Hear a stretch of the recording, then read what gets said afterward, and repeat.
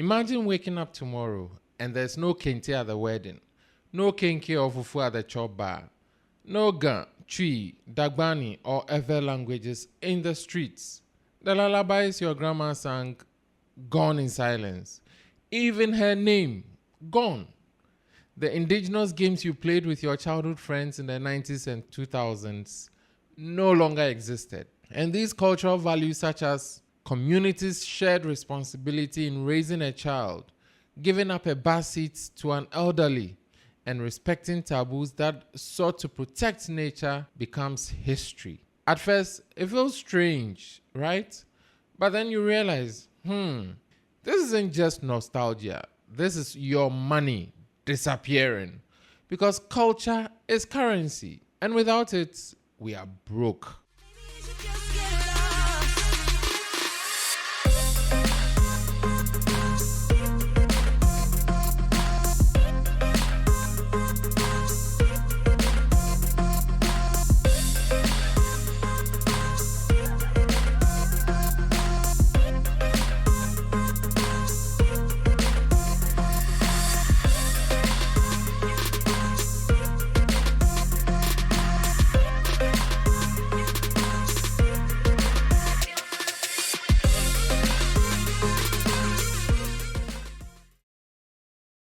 I am Joseph Kwe Amu, and this is Zero in Ghana. We are talking about something more valuable than the Ghana cedi or the dollar.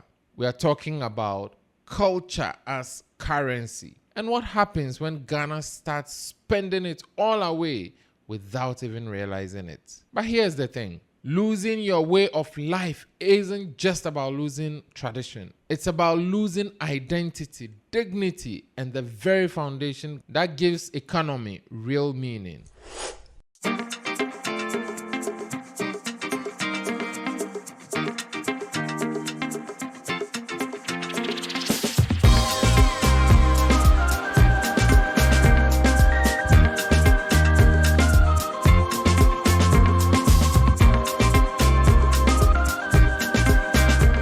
Cultural capital in Ghana.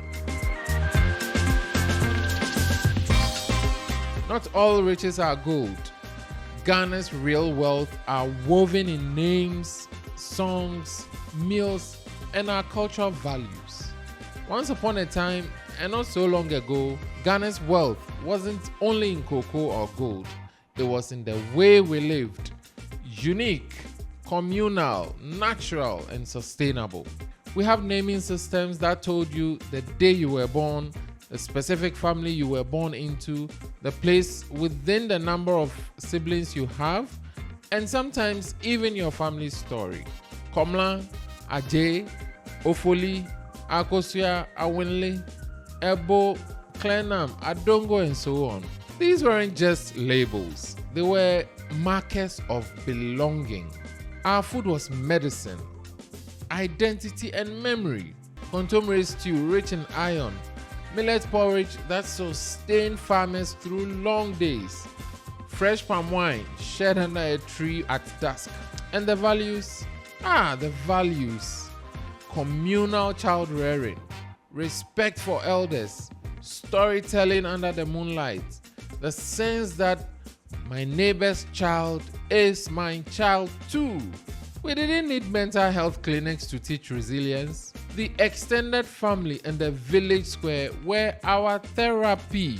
We also didn't need house helps or nannies. Our siblings, aunties, co-tenants, neighbors extended a helping hand anytime we needed it. Cancers, diabetes, hypertension, and other lifestyle diseases were more or less unheard of because of how active we lived and how natural our everyday diets were. Every household had an egg-producing operation in a small kitchen coop beside the house, which eliminated the need for today's over-reliance on commercial poultry and all the health risks it comes with. Fruits in season costed nothing, but now we have to buy mangoes and alasa at amounts that sound like someone's monthly salary in the 80s and the 90s. When Western capitalism crowds out culture. Then came the dollar. the dollar store, the dollar diet, slowly erasing our own. Colonial education, advertising, and imported television drove a new view of wealth that Western ideas of food, clothing, technology, and the way of life were the things we have to aspire to and desire. And don't get me wrong, we've benefited immensely from Western solutions and innovations, especially improved medicine, global communication, and so on. We leaned into the idea that development means wearing a suit in 35-degree heat in the streets of Accra or Tamale. That progress meant giving your child and calling them by an English name like Kevin or Nicole instead of Akwesi or Ajete. That food from a can was better than food from your grandmother's farm. That pito and akpateshi are drinks for the poor man, and whiskey and brandy are reserves for the rich. And slowly, we started believing it. Perhaps for good reason. But I know for sure most of the reasons are because those drinks flew on an aeroplane or came through the Tema Harbor, and therefore it was just better on arrival. Globalization has happened. iPhone releases no longer seemed months away from stepping a foot into Ghana. It's probably hours or a couple of days. We hear news and events abroad break live on our smartphones, and all the flashy trends are just a hashtag away. Roland Robertson, a sociologist, called this glocalization, which is the way global culture mixes with the local. But in the case of Ghana, the mix has been uneven. Global has overwhelmed local. Instant noodles have replaced ampesi on the dinner table. Fast food chains are fast making chop bars and endangered species. Imported second-hand clothes are fast replacing hand-woven batakari, kente, and other local fabrics for daily use. And the result? We now eat food that makes us sick, wear clothes that make us strangers to our own selves, sing songs that praise gangster life and making money at all costs, and speak in ways that separate us from our roots. So in effect, we produce less of what we have and consume more from outside. And we are ironically surprised that our city suffered a great loss some months and a couple of years ago. We were surprised that food prices skyrocketed. Instead of looking within and producing and packaging food, clothing, technology, films, books, services, and so on, based on what we have, we kept importing them from abroad. So the only thing we chase to keep us going is, drum roll,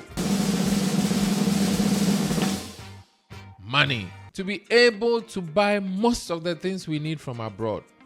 We didn't see value in hard work, creativity, and innovation, and value in local materials and resources. No, we didn't see value in building our own modern markets based on how we've traded for decades. No, we didn't value our own architecture that kept extended families together and communities borderless.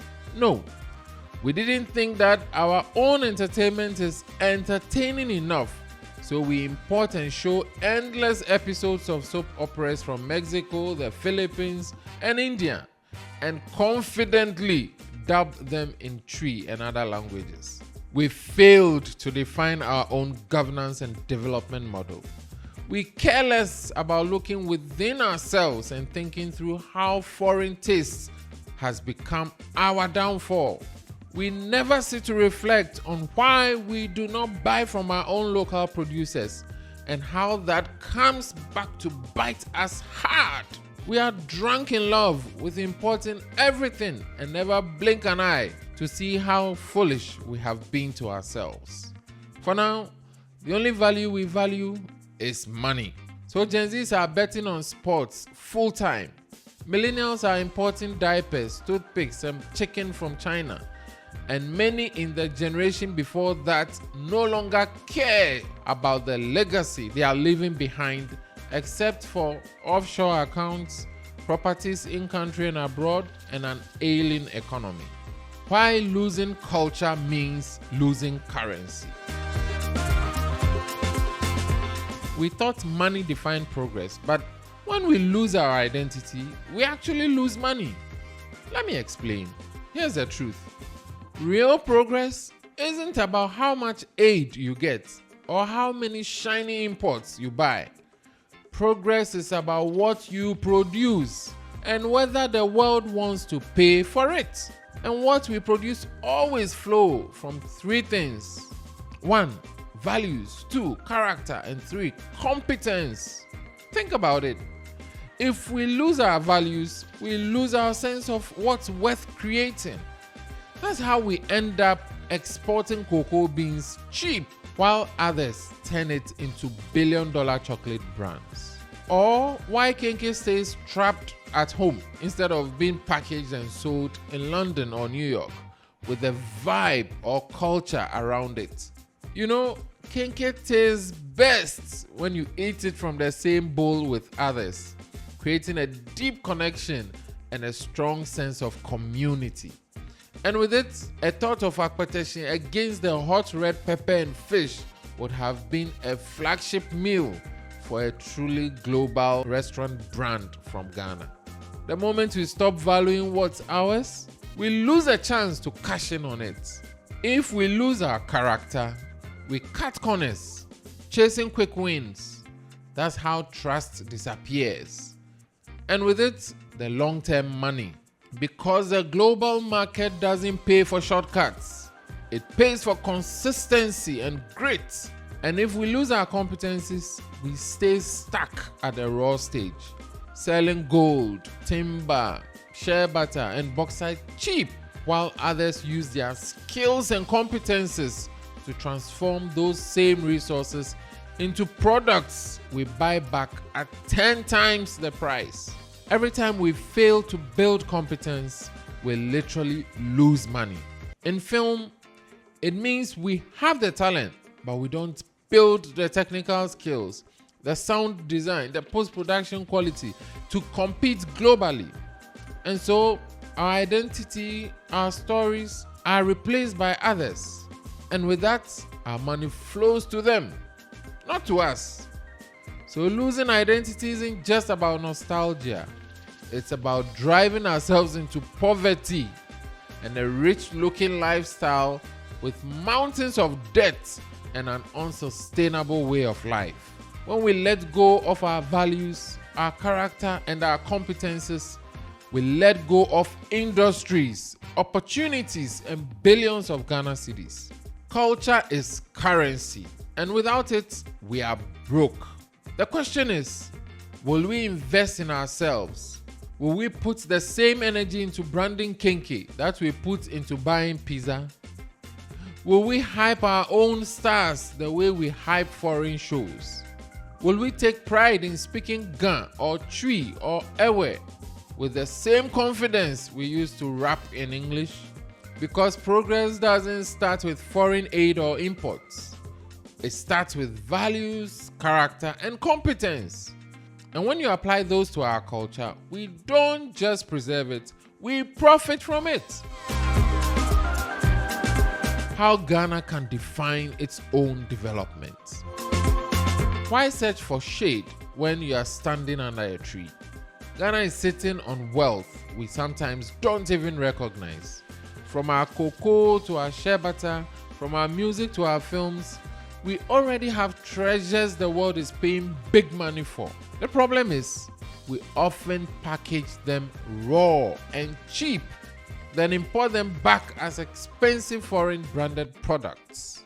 Imagine, we grow the best cocoa in the world, yet we are importing chocolate bars from Switzerland. That's like selling cassava in the market and then buying back gari at triple the price. If we really want to define development, it starts with asking, how do we take what's ours and turn it into finished, valuable products that others can't resist buying? Our culture isn't old school. It's our gold mine. Think about it. Nigerians sell Nollywood everywhere. Koreans sell K-pop and Americans sell Hollywood. What are we exporting culturally? Too often, we consume Mexican telenovelas and Turkish soaps, while our own filmmakers struggle for budget and platforms. Yet, our own stories, Anansi Tales, Yasantua, Azuma Nelson, Kwame Nkrumah, and so on, are cinematic gold waiting to be monetized. If we build industries around telling our own stories, producing our own shows, designing our own fashion, and making our own music global, we don't just preserve culture, we turn it into hard currency. Culture is cash flow if you package it right. Why chase foreign taste buds when your own recipes can feed the world? Ghanaian food is another hidden fortune. Kente, shito, wache, and even sobolo have global potential. Nigerians are already shipping jollof rice mix to London supermarkets. Why aren't we packaging contemporary stew bases or branding Ghana's cocoa drinks for exports? By looking down on our own foods, we are letting others refine and profit from what could be our global food brand. Skills aren't imported, they are homegrown.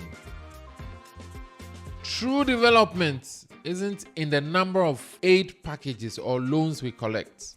It's in the number of skills we build.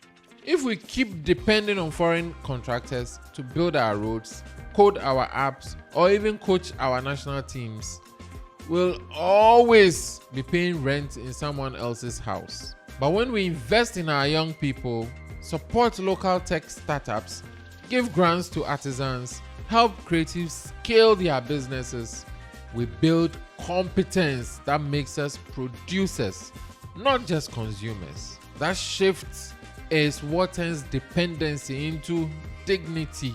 Development starts when you stop copying and start creating. At the end of the day, development is not about looking like America, Europe, or China. It's about asking, what do we have and how do we make the world pay for it? We can define development on our terms. Our cocoa, our gold, our stories, our skills, our food. We flip the scripts. We stop being a marketplace for others and become the brand ourselves. The politicians' role, from GDP hunters to culture builders. Our leaders chase numbers but ignore the treasures in our people. See, every budget reading or campaign promise is about GDP growth, foreign reserves, and how much money government is bringing in from loans and aid. But the truth is, money alone doesn't build nations. Identity does. Nations that command respect globally are not the richest in cash necessarily. They're the richest in character, culture, and creativity. Think about Japan. Their global dominance isn't just technology. It's the discipline and values rooted in their culture that enable them to build machines that work well and last long for those who buy it. They don't come cheap, but most people will choose a Toyota Camry over Hyundai Sonata. Ghana has treasures too. Our music, our food, our traditions, our stories. But our leaders rarely put those at the center of development. Take tourism for example. Instead of investing millions chasing international loans, imagine if politicians actually build one of the regions into a cultural hub where young people could earn from dance, from fashion, film, and food. Our creative industry barely gets budget attention. By ignoring it, we are not just ignoring fun, we are ignoring billions of dollars in potential revenue. Another example is agriculture. Instead of celebrating imported chicken and rice, politicians should be creating a strong ecosystem where Ghanaian farmers and agri-entrepreneurs thrive. Imagine if we processed our own cocoa into premium chocolates at scale, not just exporting raw beans. Or if local shea butter was branded and sold globally as a luxury product owned by Ghanaian businesses, not just foreign companies. That's how you keep wealth in the country, by investing in what we already have and making it valuable. Then there's film and storytelling. Ghanaians binge watch Mexican soap operas, American blockbusters, and Nigerian series. Why? Because we are not investing in telling our own stories. Yet our folk tales, our proverbs, our history, from Yasantua to Kwame Nkrumah, are richer and more powerful than anything Hollywood can write. Politicians should be funding film schools, media hubs, and streaming platforms that make Ghanaian stories global. It's not just entertainment, it's soft power, it's identity, and it's money. Lastly, character building should be at the core of development. Our politicians often prioritize quick wins and flashy projects, but real growth comes when leaders help build values of honesty, hard work, and creativity into the DNA of the nation. That means fixing education so that it's not just about passing exams, but about creating innovators and problem solvers. It means rewarding honesty in public service, not corruption. And it means designing policies that help Ghanaians believe in Ghana again. Because when leaders chase only bank numbers, they trade our own soul for short-term gains. But when they nurture our treasures, that is our culture, our values, our creativity, they help a nation that can stand tall without begging bowls. And trust me, if culture is our currency, then our leaders must be the central bankers of identity. Development is not just asphalt roads and glass buildings and skyscrapers and so on. It's the soul of the people. It's in our language, our memory, our pride. Because when those are intact, everything else flows. Innovation, confidence, and yes, even economic growth. So here's the challenge, and it starts with you and me. This week, bring back one tradition into your daily life. If you're a millennial hustling in Accra, maybe it's swapping your Starbucks style coffee for a calabash of sobolo or Hausa cocoa in the morning. If you're a Gen Z, maybe it's rocking that kente inspired hoodie or posting TikToks that remix old highlife beats instead of only dancing to drill. If you are from the older generation, maybe it's just passing down the family recipe of apapransa or telling the children the meaning behind some old Gan, Ever, or Akan proverb. And to our leaders, your job is bigger than budgets and IMF talks. You must protect our culture, package it, and sell it. Perhaps if we did that within the last decade or two, we wouldn't be fighting Galamsey today and lose our precious people, our water and our rich resources, and our rich forests and biodiversity. Ghana's real gold isn't only underground, but in our stories, our rhythms, our beats, and tradition. Instead of spending millions importing foreign soap operas, why not invest in world-class film studios that can push our folk tales, our legends, and contemporary stories to Netflix and beyond? Every generation has a responsibility. Our grandparents fought to free Ghana from colonial rule. Our parents worked to stabilize democracy. But us, our fight is to protect and monetize our identity. If we don't, we'll forever depend on others for validation and worse, for survival. Because when Ghana believes in itself, when Ghana sees value in their own skin, food, music, and the way of life, the world will have no choice but to pay attention and to pay us. Like, comment, and subscribe.